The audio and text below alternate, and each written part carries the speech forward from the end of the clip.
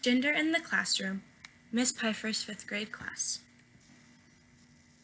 Before we can talk about gender in the classroom, we have to understand the difference between gender and sex.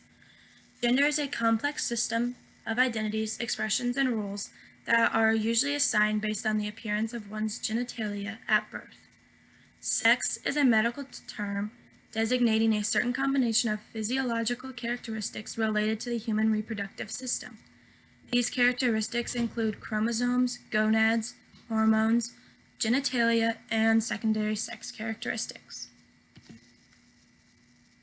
Here are a few sex characteristics that are represented at birth. Chromosomes, for a female it's XX, a male XY. Gonads, female have ovaries, and males have testes. Hormones, estrogen and progesterone for a female, and for a male, testosterone. Genitalia, a female has a uterus, vagina, vulva, etc., and a male has a penis, scrotum, etc. Secondary sex characteristics for a female include breasts, hourglass figure, shorter, higher voice, and more body fat. For a male, it's facial and body hair, triangular frame, taller, lower voice, and more muscular mass. Gender roles, division of labor. For a woman, they are typically expected to do housework, cooking, and child rearing. A man is usually a manual labor, somewhere in the technical career. Girls' interests are fashion, romantic movies, and shopping, while boys are highly rational, insensitive, and crude. The relational power, a girl is a follower and collaborative, while a boy is a leader and authoritative.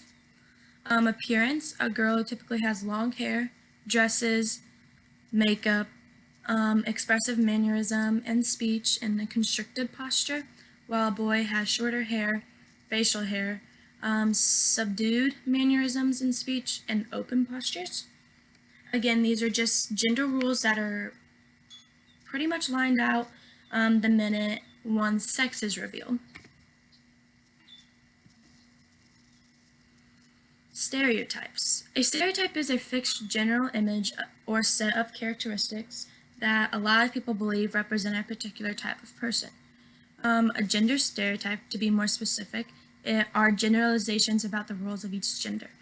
You can see in the pictures below that there are really set gender roles that we stereotype. For instance, the book reads How to Be Gorgeous, and this is geared towards a girl, as society places girls' main job on being pretty and being gorgeous, whereas the boys' book is How to Be Clever, because society usually gears men towards being smart and being innovative.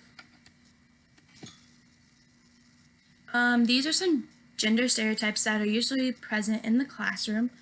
Boys are usually better at math and science, while girls are better at reading and writing. Boys like to participate in hands-on activities, while girls do not. Boys will handle conflict with aggression, while girls will handle conflict with communication. Girls prefer cooperative learning, but boys will use cooperative learning as a time to take leadership roles. Boys are considered the troublemakers and receive more disciplinary sanctions. And girls are more motivated than boys. Think of yourself in the classroom. Do you fit all of these gender stereotypes based on your gender? Or are there times where you aren't exactly in this perfect gender stereotype rules that society gives? I just want you to think about that in the back of your mind as we continue on. Conformity. What does it mean to conform? To fit in with a group or a group's expectations. And then what happens if someone does not conform to gender expectations? They're often bullied, they feel out of place. As a society, we always tell individuals to conform, to be afraid if they don't conform, to be less than you are. If this confined space doesn't define who you are, well, that just stinks. You gotta stay in it and you can't explore out. You have to be less than who you are. And you must be approved by others. We have this big fixation on everyone has to approve of who we are. Why? Why do we have to conform? Well, in this classroom, we don't have to conform. I want you to be the best version of yourself. Be more than you are. Gender identity, an individual's personal sense of having a particular gender. Gender expressivity, the way a person chooses to show his or her gender to others. This is a gender identity spectrum. So first you have a lesbian. This is a woman who is primarily attracted to women. Gay. This is a man who is primarily attracted to men, sometimes a broad term for individuals primarily attracted to the same sex. Bisexual, an individual attracted to people of their own and opposite gender. Transgender, a person whose gender identity differs from their assigned sex at birth. Transsexual, an outdated term that originated in the medical and physiological community for people who have permanently changed their gender identities through surgery and hormones. Queer, an umbrella term for more inclusive of the many identities and variations that make up the LGBTQ community. Questioning, the process of exploring and discovering one's own sexual orientation, gender identity, and/or gender expression. Intersex, an individual whose sexual anatomy or chromosomes do not fit with the traditional markers of female and male. Ally, typically a non-queer person who supports and advocates for the queer community. An individual within the LGBTQ plus community can be an ally for another member that identifies differently than them. Asexual, an individual who generally does not feel sexual desire or attraction to any group of people. It is not the same as celibacy and has many subgroups.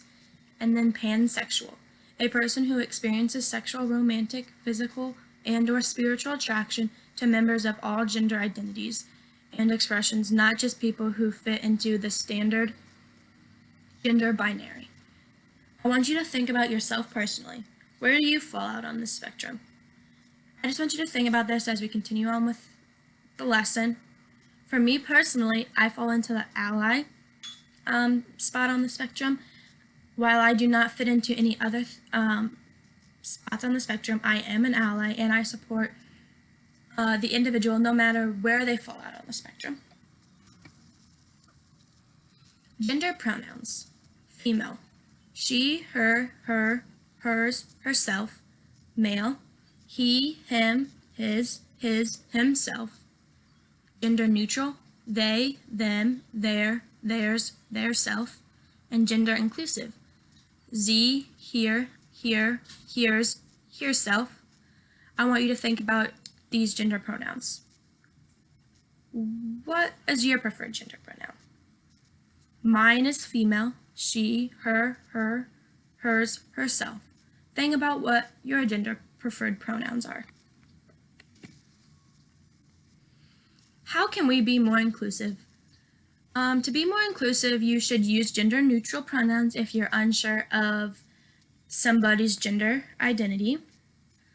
You can ask what their preferred pronouns are. You can start the conversation by presenting your preferred pronouns and asking for theirs in return. And then avoid gender phrases such as guys, ladies and gentlemen, girls and boys, etc. And then make everyone feel welcomed and safe. There's actually things called as safe zones. If you walk around the school, teachers will have safe zone stickers on the outside of their doors if they're a place that are welcoming and safe for students who are exploring their identities. So just be on the lookout for that when we return back to class. And then we have an assignment to fill out, and I'd like you to turn it into Google Classroom. You just click on this link and it will take you straight to the document. We just have a few vocabulary words I'd like you to look at, and then some reflective questions. How did this presentation make you feel? Do you believe in any of these stereotypes? Just overall, how did the presentation make you feel? Were you uncomfortable? Did it make you infuriated? Just how did it make you feel? What were the gender pronouns we discussed? What is your preferred gender pronoun? This is just something I'm going to be able to see, so please be as open as you're willing to be. Again, I support everyone no matter their gender identity. So take this time to really express yourself so that I can get a better understanding of who you are and support you better. Where do you fall at on the gender identity chart? I want you to provide an example of a time you conformed based on gender, so a time you fit into gender stereotyped roles. And then I want you to provide at a time where you did not fit into preferred gender roles. Everyone at some point doesn't fit into these roles that are set by society. So I'd just like for you to express a time where that has happened to you. And then what can you do to make sure you are accepting of everyone regardless of their gender? So what can you personally do to be accepting of all? And then, did this presentation follow any gender stereotypes? Why or why not? Was the way the presentation was presented, anything about it, did it follow any gender stereotypes? And just explain why. That's all I have for everybody. I hope